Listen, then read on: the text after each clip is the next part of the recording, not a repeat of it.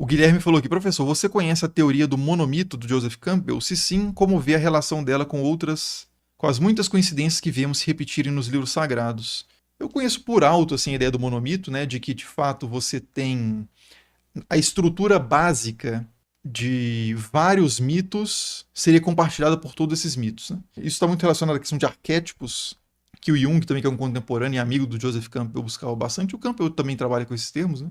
E tem muito a ver com essa busca estruturalista da categorias fundamentais, os mitemas mais recorrentes nas religiões pelo mundo, que é muito característica do período do Campbell. O problema com isso é que é o seguinte, se você procurar semelhanças entre as diferentes tradições religiosas mundiais, você vai encontrar, com certeza, alguns motivos muito simples para o fato disso acontecer. Primeiro, é o mesmo bicho. Somos todos macacos, né? Já diria o nosso grande Luciano Huck.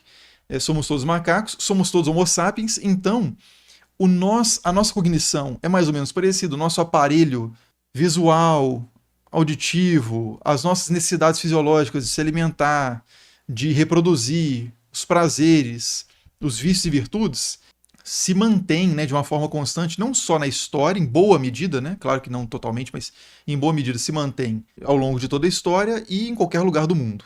Beleza, a gente vê mais ou menos as mesmas cores, ouve os mesmos sons, se preocupa com as mesmas coisas, o céu em cima de nós é o mesmo, todo mundo olha para cima e vê estrela, acontece problemas, doenças em todos esses lugares, beleza. Então, se as pessoas estão elaborando sobre isso na forma de tradições religiosas e mitologias, por exemplo, é de se esperar que muitos temas serão recorrentes. Mitos associados à origem de doenças, mitos associados a o que são os astros, a constelações que são vistas por povos, ou estrelas mais brilhantes do que outras são vistas por todos os povos no hemisfério norte ou por todos os povos no hemisfério sul. Então, beleza, a gente vai encontrar muitas semelhanças. O Sol faz o mesmo percurso mais ou menos em todos os lugares, né? Se a gente tira os extremos, o extremo da Terra ao sul e ao norte, você vai ter o Sol demorando mais ou menos 24 horas para fazer uma jornada e por aí vai. Então a Lua tem os seus ciclos, aí por isso a Lua aparece com a ideia de ressurreição, de renovação, de um retorno do vigor. E o Sol também está relacionado ao mundo dos mortos, porque ele desce, e aí depois ele renasce, sobe no outro dia, e por aí vai, beleza. Então, um primeiro motivo, somos todos macacos. Um segundo motivo, a realidade material externa é muito parecida em muitos pontos. Claro que se você vive no floresta tropical ou num deserto, você vai ter muita variação aí, mas você continua tendo o céu, continua tendo ciclos diários, os ciclos das estações, por aí vai. E terceiro, as pessoas andam por aí e levam não só os seus corpos e objetos, mas as suas ideias. Então, a difusão de temas mitológicos por contatos culturais também acontece e aconteceu desde que os seres humanos estão passeando por aí. Você vai fazer comércio, e aí você encontra um povo que você começa a interagir com ele porque você quer trocar a madeira do Líbano por trigo ou cevada do Egito, você vai ter que encontrar, conversar nessa conversa, não só, vocês não vão falar só de madeira e de trigo, vocês vão falar de Hathor, de fertilidade, de que as deusas abençoem a sua filha que agora engravidou, e coisas desse tipo. Ah, mas espera aí, mas Hathor, mas a fertilidade para nós está ligado fundamentalmente ao culto de fulano, e aí por aí vai. Aí você começou a conversar, o que um fala impacta o outro e vice-versa, e milênios se passam, e você tem pessoas com ideias muito peculiares que surgiram especificamente no Egito, falando isso na Grécia, falando isso na Península Itálica, falando isso na Pérsia, e a mesma coisa de lá para cá, de cá para lá. Então você tem tanto esse aspecto mais, digamos assim, paralelos formais, é como eu costumo diferenciar, né? Você tem esses paralelos formais, que a forma dos mitos é parecida, mas eles não têm uma conexão histórica e conexões históricas, efetivamente. Então você tem paralelos formais e conexões causais. Então, às vezes alguém fala de deuses que morrem e ressuscitam, porque, sei lá, o Sol morre e ressuscita em todos os lugares. Você não precisa comunicar isso de uma civilização para outra, de um povo para outro. Mas você pode também, então você tem conexões históricas de o culto de Shamash influenciando o culto de Ra, ou vice-versa, ou algum. Estou pegando um exemplo qualquer aqui, mas esses povos que se encontram trocando figurinhas, né, sobre o que pensam sobre a realidade nessa dimensão simbólica também, né? do sagrado. A Aline falou, cita, por favor, quais outros deuses morrem e ressuscitam. Bom, vamos pegar ressuscita num sentido que não é de voltar à carne, tá? Mas assim, um deus que ele perde a sua ânima, o seu ânimo, o seu movimento, ele se torna inerte, ele pode até ir para o mundo dos mortos, o submundo, e depois ele volta, né? Ou pelo menos, no mundo dos mortos, ele se reativa, ele volta a ter ânima, ele está, de novo, pensante, com potência, né? Tem várias formas de pensar sobre morrer e ressuscitar. Um caso seria o de Osíris. Osíris é um deus que morre, ele é de fato assassinado, e o corpo dele, cada parte é resgatada por Ísis, com a ajuda também de Thoth e tal, e eles montam o corpo de Osíris novamente, ela faz um falo cerimonial, né, um falo mágico, né, um pênis funcional para o Osíris morto, e inclusive reproduz, né, Ísis tem o seu filho Horus com esse Osíris morto. Mas aí esse Osíris ele é reanimado por meio de magia, né, de Heka, de poder canalizado ali por esses deuses. E ele passa a ser o senhor do mundo dos mortos. Ele continua no mundo dos mortos. Ele não volta. Ele não vai para o céu, por exemplo, se bem que há um imaginário também celestial de deuses assim, mas Osíris ele é associado fundamentalmente à Terra, ele é um deus quitônico, porque ele está associado também à fertilidade dos cereais, que são coisas que morrem e ressuscitam também, né? Inclusive Jesus usa uma parábola falando sobre a semente que morre, a semente precisa morrer para que a árvore nasça.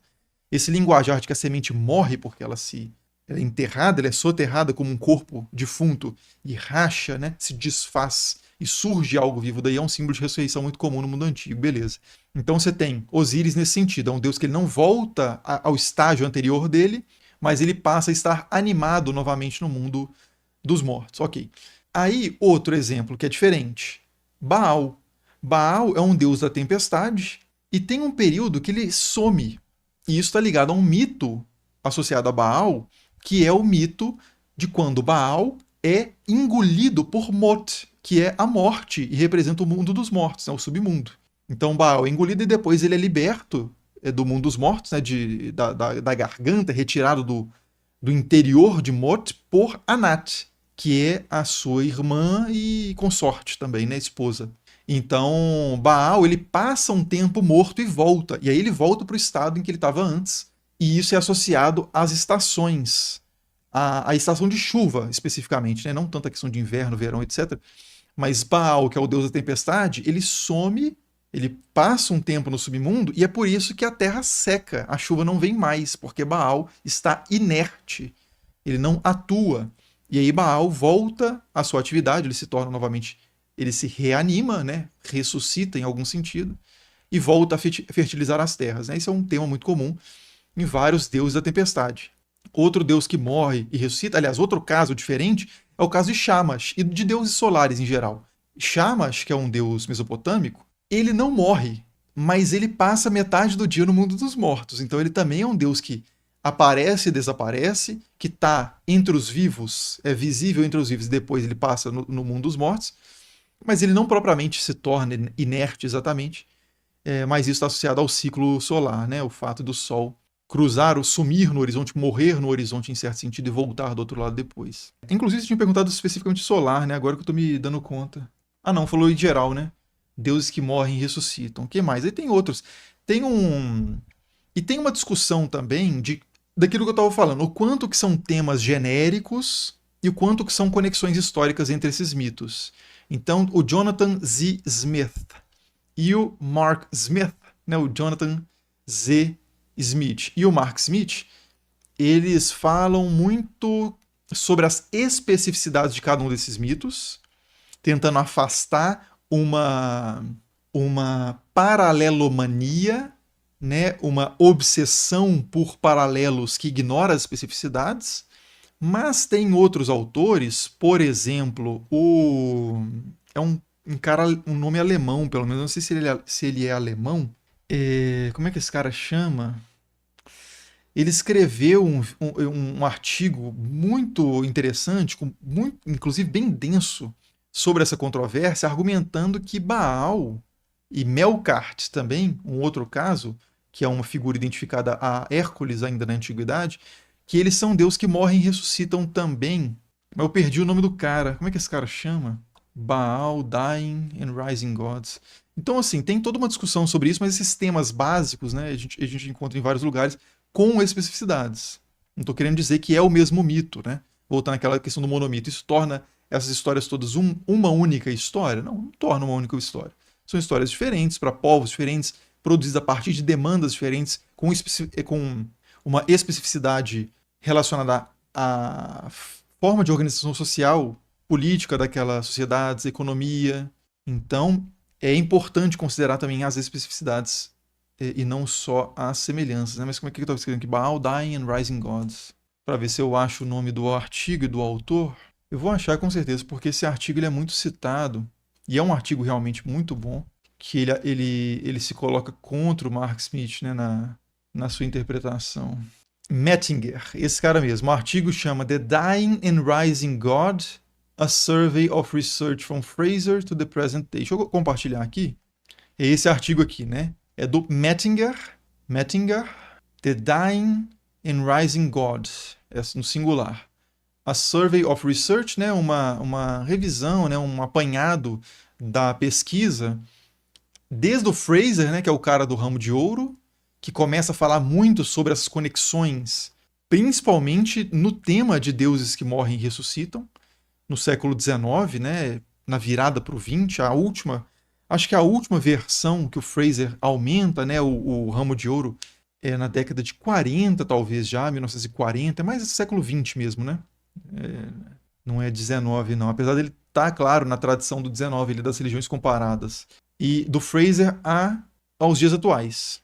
Então, depois, quem tiver interesse aí, dá uma olhada aí nesse artigo.